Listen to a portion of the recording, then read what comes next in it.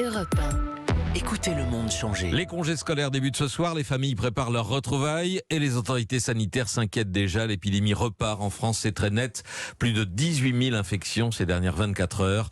Évolution préoccupante, disait hier soir le directeur général de la Santé, Jérôme Salomon. La France va franchir ce week-end la barre des 66 000 morts du Covid. Et à ce stade, une leçon pour ceux qui continuent de minimiser le fléau et la surmortalité engendrée par la pandémie. Le Covid n'est pas une grippette. Il fait 3 fois plus de morts à l'hôpital que la grippe saisonnière classique. Étude menée par une équipe de Dijon qui vient d'être publiée dans The Lancet, Mathieu Charrier. Oui, les chercheurs de l'INSERM ont étudié le cas de 135 000 patients hospitalisés partout en France, soit pour grippe, soit pour Covid.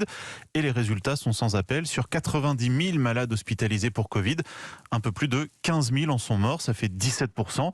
Sur 45 000 hospitalisations pour grippe, il y a eu 2600 morts, c'est 6%. Autrement dit, pour les malades hospitalisés, le Covid tue 3 fois plus que la grippe.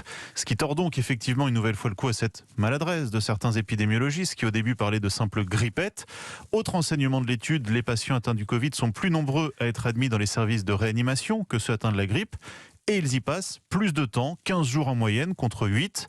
En revanche, il y a eu moins d'enfants et d'adolescents hospitalisés pour Covid-19 que pour grippe, ce qui confirme là encore que les enfants font des formes plus bénignes de Covid que les adultes.